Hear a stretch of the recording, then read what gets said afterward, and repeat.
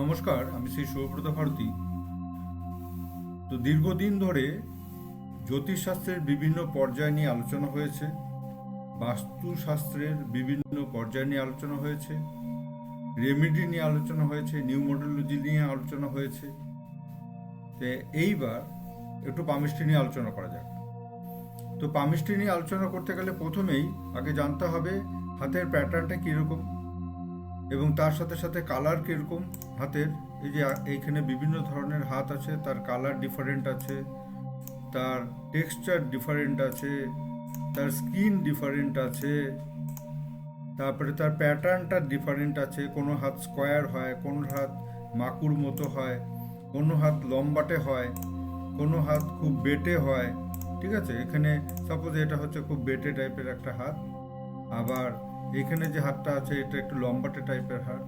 তো এই যে প্যাটার্ন যে চেঞ্জ হচ্ছে, এই চেঞ্জের সাথে সাথে ভাগ্যেরও কিন্তু প্যাটার্ন চেঞ্জ হয়। তো রেখারা কথা বলে, এটা তো ঠিক কথাই। মানে আমরা যে বিভিন্ন লাইন দেখি, অর্থাৎ ফেট লাইন, তারপরে life line, brain line, heart line, তারপরে স্বাস্থ্য রেখা, তারপরে আপনার ব্যবসার রেখা, গার্ড লাইন, তারপরে সোলেমন রিং, তারপরে girdle of venous, marriage line, সন্তান রেখা।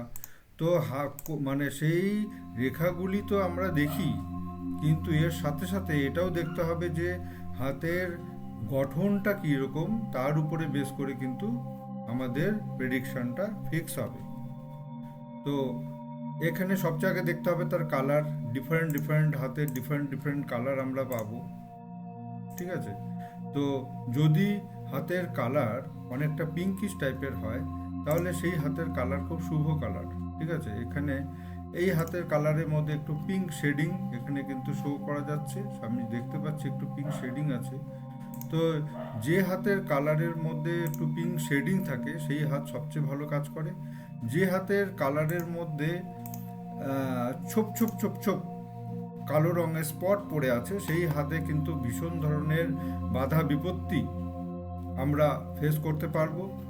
এবং যে হাতগুলি ভীষণভাবে টাইট টাইট মানে তার মাউন্টগুলি উঁচু, এবং তার সাথে সাথে মানে একটা টাইট মাউন্ট, মানে যেই মাউন্টটাকে প্রেস করলে ইনস্ট্যান্ট সেটা ব্যাক করে, এই ধরনের একটা টাইট মাউন্ট যদি থাকে, তাহলে সেই মাউন্টগুলি কিন্তু খুব ভালো করে রোল প্লে করে, যদি তার উপরে কোনো নেগেটিভ সিম্বল না থাকে।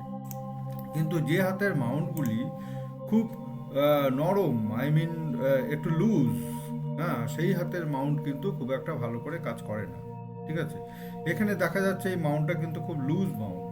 ঠিক আছে, তো সুতরাং এখানে কিন্তু গ্রহের যে ফলদানের ক্ষমতা সেটা কিন্তু তুলনামূলকভাবে অনেক কম হবে।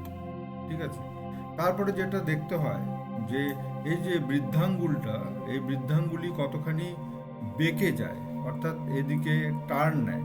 সেটা যদি অত্যাধিক বেশি পরিমাণ টার্ন নেয় সেটা খুব একটা ভালো না, এবং একদম ফিক্স হয়ে বসে থাকে সেটাও ভালো না। একটা নমনীয়তা থাকবে, সেটা দেখে শুনে বুঝে অ্যান্সার করতে হবে। তো হাতের গঠন তার হাইট অনুসারে ছোট হোক বা বড় হোক, কিন্তু হাতের তালুর সাথে এই যে ফিঙ্গারের যে রেশিও, এই রেশিওটা ঠিক হতে হবে। কারো কারো হাতে দেখা যায় যে হাতের তালুটা খুব বড়, কিন্তু সেই তুলনায় ফিঙ্গারগুলি খুব ছোট। তো এগুলির কি এফেক্ট আমি পরে আসছি। ঠিক আছে, তো কিন্তু আবার কারো হাতে দেখা যায় যে আঙুলগুলি বড় এবং তার তালুটা অনেক তুলনামূলকভাবে ছোট। তো এতে কি ফল আসতে পারে আমি পরের স্টেপে আসছি সব। তো মোট কথা, হাতের কালার যদি ভালো হয়, মাউন্ট যদি খুব স্টেডি হয়, আই মিন মাউন্ট যদি স্পঞ্জের মতো বিহেভ করে, এবং তার সাথে সাথে রেখাগুলি সুস্পষ্ট থাকে, এবং হাতে যদি অত্যাধিক কাটাছেঁড়া যদি না থাকে, তাহলে সেই হাত কিন্তু খুব পজিটিভ আমাদেরকে অ্যান্সার দেবে। ঠিক আছে, এখানে যত কটা হাত আছে সব কটা হাতেরই কিন্তু একদম ফ্রেশ মাউন্ট। এই হাতটা আপনি দেখুন, এই হাতটা কতটা পজিটিভ। তো এখানে যে বৃহস্পতি যেটা দেখা যাচ্ছে, সেই বৃহস্পতি কতটা সাউন্ড। এবং শুধু তাই না, এখানে যেটা দেখা যাচ্ছে সেটা হচ্ছে যে বৃহস্পতি কিন্তু একটু প্রেশার ক্রিয়েট করলে ইনস্ট্যান্ট ব্যাক করবে। তাই এখানে বৃহস্পতি খুব ভালো ফল দেবে। প্লাস এখানে আর একটা জিনিস আমরা দেখতে পাচ্ছি, সেটা হচ্ছে রবির যে লাইনটা, এই রবির লাইনটা কিন্তু প্রচণ্ডভাবে ডিস্টার্ব হয়ে গেছে। এখানে বোঝাই যাচ্ছে যে রবির লাইনটা খুব একটা বেশি কাজ করছে না, মানে রবির মাউন্টের জায়গাটা।